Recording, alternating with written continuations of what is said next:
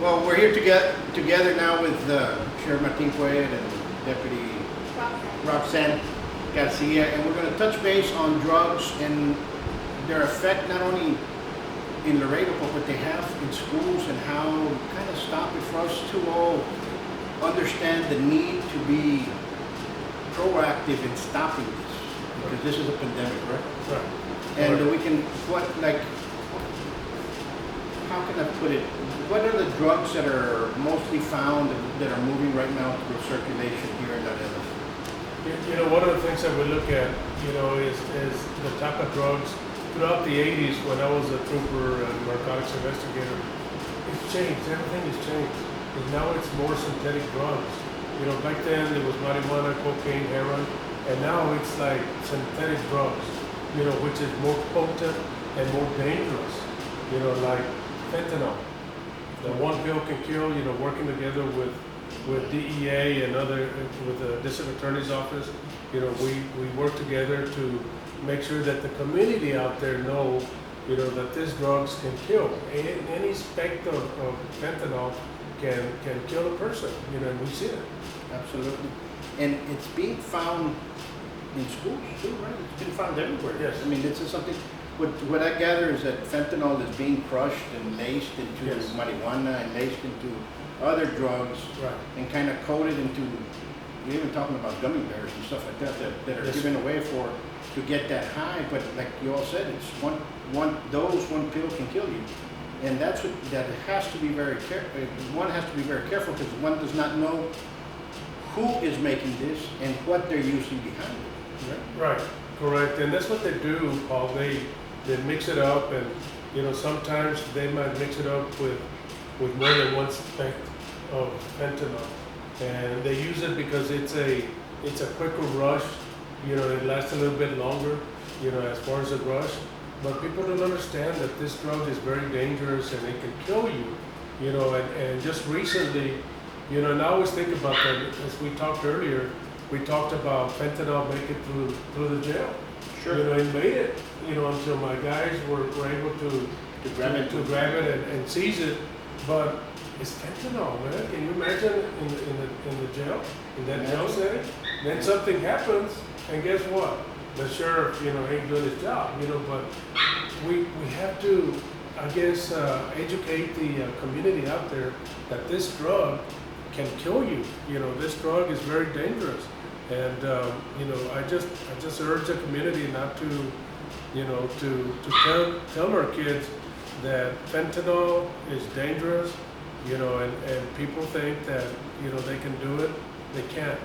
You know, how many have we had in the county that, in the city and county, that passed away and in the city and the county sheriff, there's about over 40 cases already hitting high 50s. Right. In the county with us, we've had over 20 cases. Right. 3 have been deceased. Right. We have given 13 Narcans to those subjects that came in contact with overdoses. Right.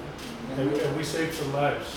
Yes. A whole bunch of lives. Absolutely, because you know these are cases that they've gone into an overdose, and some have actually passed away because of the overdose, Right. and the other ones were survivors of an overdose. Right. And I hate to say this, but I think every school, every club, every restaurant, everywhere here in the community has to be aware of that. You can save somebody with Narcan. Right. Narcan. Yeah, okay. Yeah. And they should have people inside their staff able to administer this just in case, because people, you don't know how they're going to give you, you know, there's a lot of places. I keep telling my kids and students, and we talk about, you know, everybody wants to go out and have fun. And you go out, and they'll slip something in you.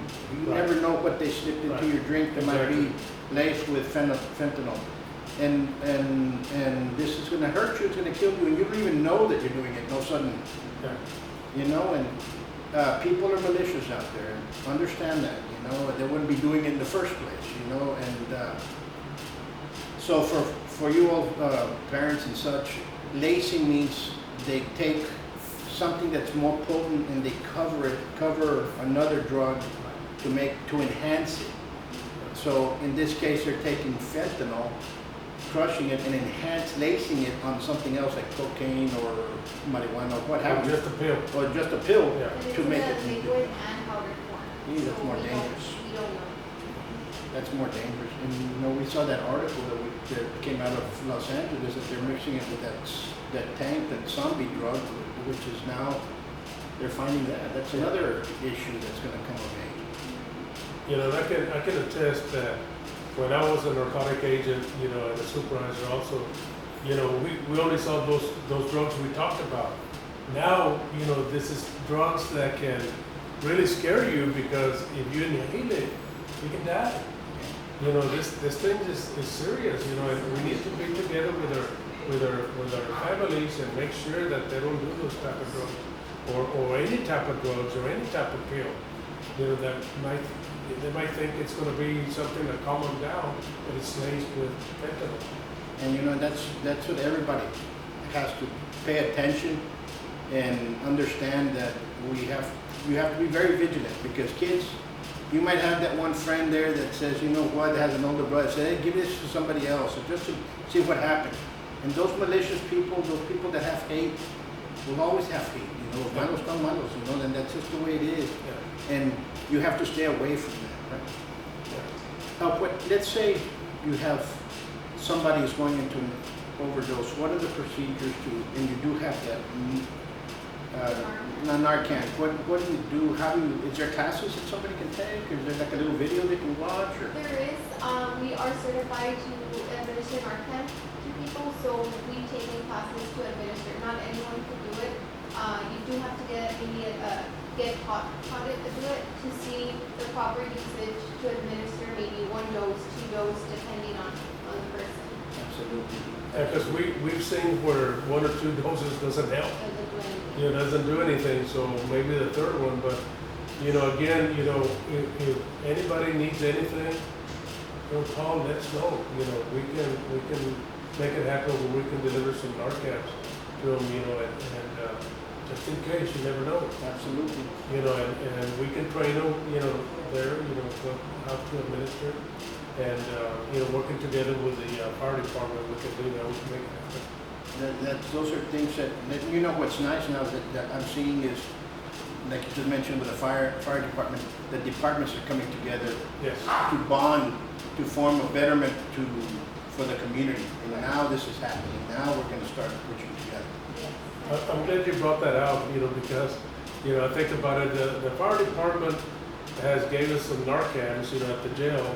So whenever we have those repeat offenders that are bonding out and going out, those are the most dangerous. Why? Because they think that they're all clean and they can handle the same, you know, dose. And when they go out there, you know, they overdose. A lot of them, they die. You know, they die. And what we're doing, we're giving them a Narcan, you know, so they can, whenever they bond out, they can carry it. And if you know, for parents and such, if somebody falls ill and goes that route, is there any help they can be getting? Like, is there any community counseling that can happen? Can we get? Yes, there group sessions or there's that? different organizations that help out the community, like Cuellar, we have SCAN, I believe also helps. There's different organizations that help out. They can contact our office, we can get them resources, and we'll try to help out as many people as we can. Absolutely. That's what it's all about. You know, one of the things that we talked about earlier, you know, we're working closely with Pillar.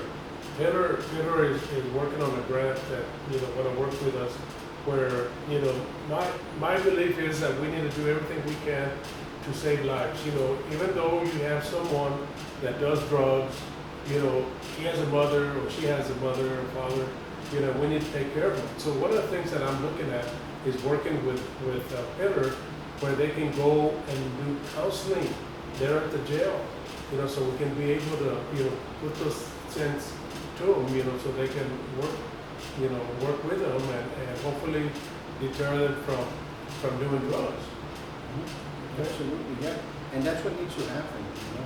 There has to be, even the schools, I think the schools have to wake up a little bit more and understand that this is, you know, we have a lot of issues with vaping. Yes. And we have a lot of issues with vaping. A lot of people don't know that's laced as well. Yeah. You know what I'm saying? So you have to, We have to teach them. Now we have to teach the kids at a younger age. Before it wasn't like that, but now we have to open up their mind to what is out there. That way they can be aware and Right. more cautious about what's going on. absolutely, absolutely. What are more your priorities more towards teaching, being proactive? I know this is one of them, but stuff like this. I know like a community affairs division does go out to the schools, give presentation to the kids. We're coming up, Drug-Free Awareness Month. We'll be having a huge concert coming up, trying to educate students. Now we have to do sixth graders because they're coming from elementary to middle school. Now it's more things that they see, more things that they didn't know before. So we have to be teaching them, and that's what we're doing, going to the schools, giving presentations, and teaching them about what is out there. Absolutely. Maybe you can join us to our drug-free concert. We do it every October, if I'm not mistaken. Yes. That's the month of drug-free. And maybe you should go, and see the thousands of kids that we have. And we bring in special guest speakers, so they can talk to them. As a matter of fact, I went to a grand opening at a monument place. I can't remember the name. It was a Grand Monument or something like that. And they had two young girls there that one of them had the title of Miss South Texas, and the other one of Junior Texas teen. And I asked them if they would go and speak at the drug-free concert. And said, well, let me tell you something, sir. I remember going to the ones that you've had in the past. And it's good, because now we have this younger adults that have attended those drug-free concerts that we do, and it teaches them something. Absolutely, absolutely. That's what has to happen. That proactive, especially that reach out to the parents. Parents, you need to be proactive. You have to be involved in your kids' life. You can't just say, oh, I'm gonna take them over there with Buitron to teach them punch and kick, and then later on I'll just put them on the TV for them to play a video game. No, you have to get involved. Right. Be involved. Everything I know starts at the house. Absolutely. You're right. Absolutely. You're right. Get involved. They have a problem. Find out what's going on. Listen to them. If your sons come out and say, you know what, I feel very funny about this kid at school. He's kind of, acting a little weird. Pay attention to it, because when we ignore that, we get issues that would happen, like Uvalde and so on and so forth in the future. Correct. So start paying Correct. attention. But I think, we won't have that happen here. No, and we're there, and again, it starts at the house. If you feel there's something wrong, like you said, with a young boy or whatever, speak, say something. We have the campaign also with LISD and UISD, where you see something, report it. Say something. See something, say something. So we have to do those things because it starts at the house. And I go back to the house because, like the Uvalde situation, people would call him the school shooter. That's what they would call him. Can you believe that? So it starts there. It starts, so we can be able to be proactive and hopefully, something like that will never happen here. And if it does, that we're able to do away with it quickly. Absolutely. With minimal injuries or death. Absolutely. Anything else? Anybody have a question? As far as information, who can we call or who can we talk to about getting information on how or what a parent needs to do to talk to about their children being on drugs, or for instance, anything like that? They can go to their school counselor. From there, they can refer them to like the organizations, Cuellar, Scan, or they can even come to us, to our office. Our office is always open. If they have any questions, any concerns, or anything, we could do as much as possible to help them out. They can also call 523-4408. They can call the number there and tell them to speak to someone that handles, community affairs, or to ask for me. I'll be available. And if I'm not available at that time, leave a number, you know, and a name, and I will contact them as soon as I can. Any others? No, that's it. You want one? You have one? No? Okay. Well, I want to thank you all for coming, and I want to thank you all for Yes, showing sir. up, because Yes, sir. this is the start of a new school year, Yes, sir. and we have a lot of problems in our school, and we have to, you know, I'm not saying the kids are bad, but there's a lot of bad elements that are around. Yes. So, you know, we just have to understand how to separate that and move forward.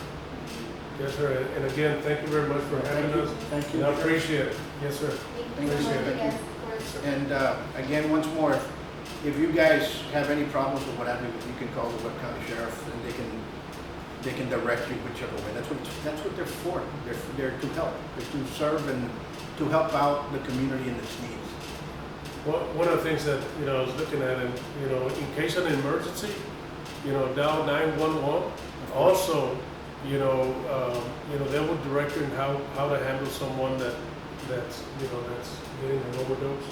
You know, if you have Narcan, you know, put it on them and take care of them, you know, because you're gonna have to do something quick. Absolutely. Yeah, absolutely. All right. Well, thank you all. Again, you all be safe. Thank you. Thank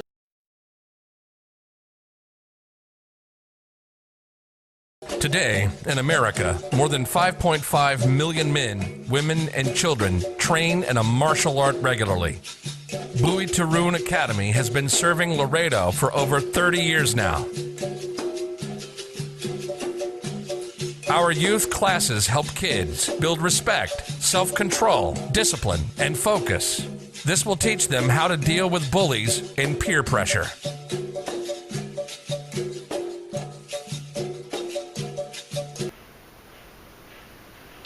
Hello, my name is Lee Cepeda. My name is Nathan. This is my son Nathan. One of the reasons I joined Buitron Academy here and enrolled my son is the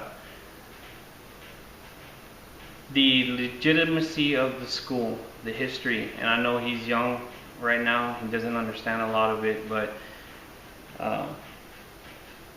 I feel that later on when he grows up, he's going to have a lineage and a heritage from this school that he can be proud of. He can take anywhere and be proud of learning with a legit professor, legit masters, and other instructors as well. There's a lot of plus that comes with enrolling your son or your daughter in a school. Mainly discipline, respect, and I've been noticing his schoolwork, his grades have improved. The way he speaks to others, respect and some discipline, and he enjoys it.